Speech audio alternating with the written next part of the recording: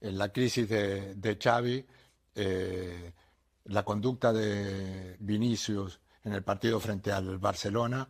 Y no va a acabar. Vinicius left the field after being called a monkey 5 times, yet people were still asking whether he had provoked it. Then Carlo Ancelotti broke his silence and revealed something about him that no one knew.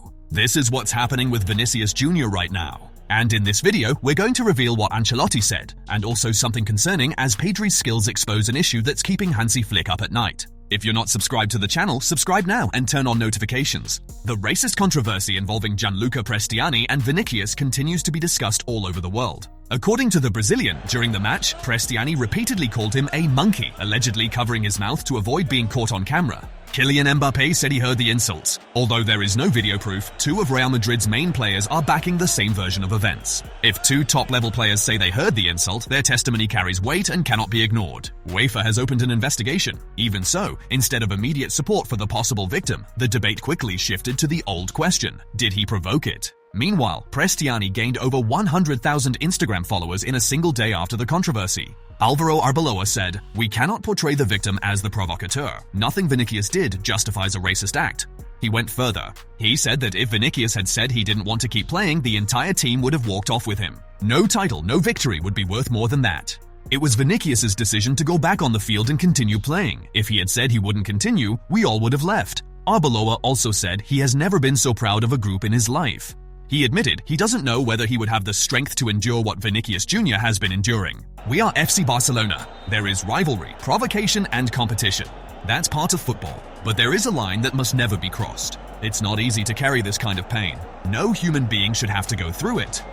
As for performances on the field, we'll criticize and even mock Vinicius when he plays poorly. If there's diving, we'll call it out. If there are questionable actions, we'll hold him accountable. We'll be here to pressure Vinicius just as we pressure any Real Madrid player because we want to win.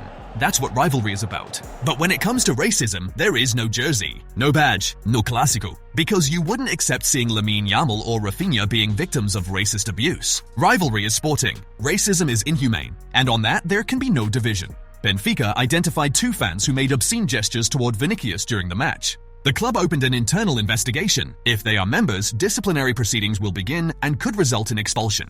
That's appropriate. But Prestiani, he is still waiting on UEFA. UEFA will intervene. The question is how? Journalist Manolo Lama from COPE raised a warning that few want to hear. He recalled a precedent. A Czech player was suspended for 10 matches without visual evidence based on the testimony of close teammates. If UEFA follows that path with Prestiani, it sets a major precedent. But Lama was clear about one thing. You can be a provocateur, but even if you are, you cannot be the target of racist insults. Even those who criticize Vinicius agree on that. That's the point that cannot be lost in the middle of all the noise. And the noise is coming from everywhere. Jose Mourinho stepped into the debate. And Mourinho being Mourinho, it wasn't simple. The Benfica coach publicly questioned Vinicius' version of events. He didn't directly deny it, but he cast doubt. And that was enough to fuel the debate even more. Arbeloa responded without mentioning Mourinho by name. "I don't like commenting on other people's opinions. Everyone has the right to theirs. But we cannot portray the victim as the provocateur." Mourinho, in turn, acknowledged in a brief statement to Benfica's official channel that since the match against Real Madrid, it hasn't been easy to deal emotionally with what happened.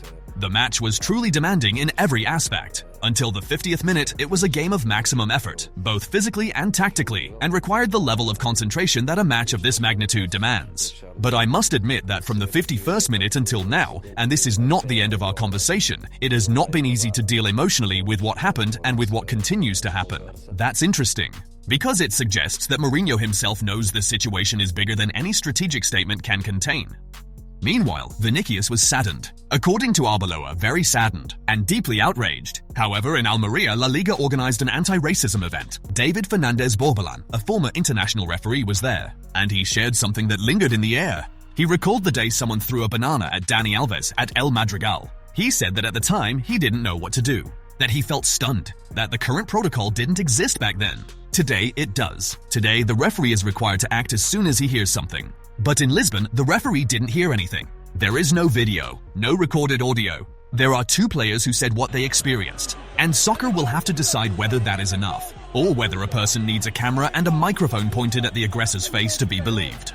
Coming up, you'll hear Carlo Ancelotti's revelation about Vinicius. On the other side of the Pyrenees, Barcelona is breathing a different kind of air this week. Different, though not necessarily lighter. Hansi Flick's team suffered 2 setbacks that made the fans uneasy. Defeats to Atletico de Madrid and Girona. The midfield without Pedri is something else entirely. Dani Olmo has tried to fill that gap and has shown versatility, but even he isn't under any illusions. In a recent interview, Olmo was honest in a way few players are. The Champions League will be complicated. We need to change a lot of things if we want to compete to win it.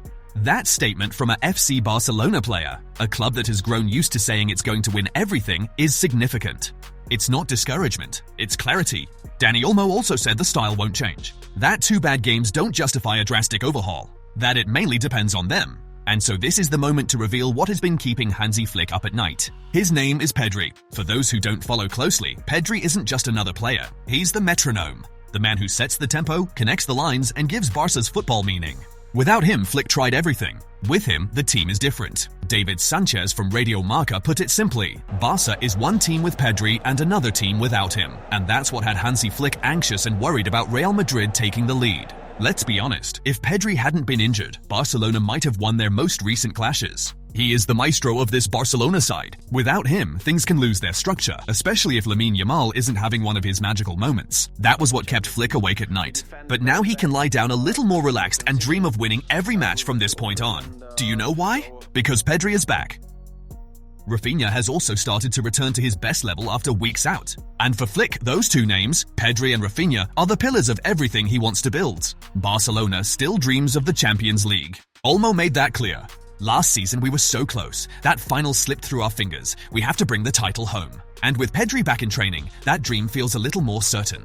If Hansi Flick knows Pedri's power well, Carlo Ancelotti is the man who knows Vinicius Jr. better than any other coach in football today. The Italian, now in charge of the Brazilian national team, was a guest on the program Universo Valdano on Movistar Plus and spoke openly about the Vinicius he saw transform. And the transformation wasn't only technical. Ancelotti revealed there was a difficult moment at Real Madrid. A Clásico at the Santiago Bernabeu against Barcelona led Vinicius into a moment of anger and frustration when he was substituted by Xabi Alonso during the match. His reaction on the bench wasn't good. The coach himself admitted it openly.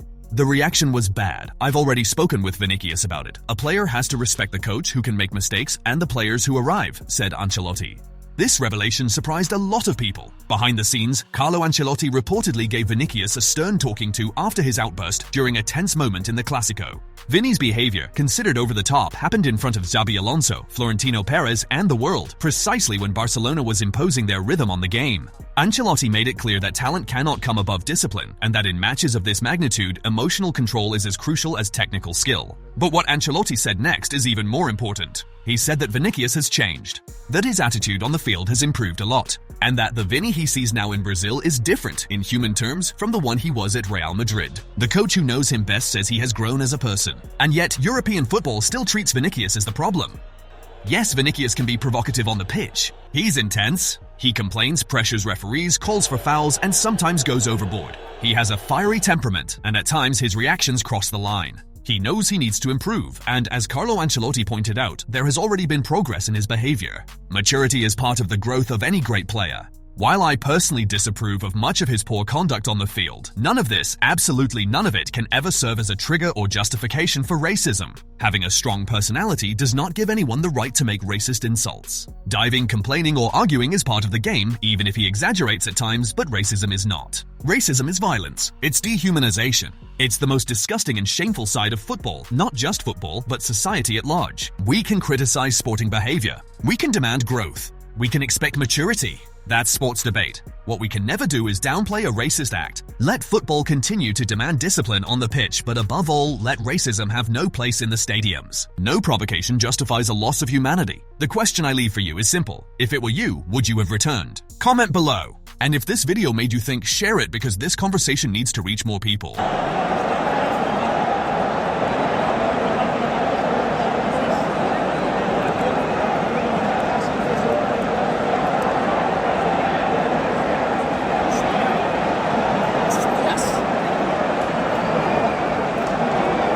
Cerdo.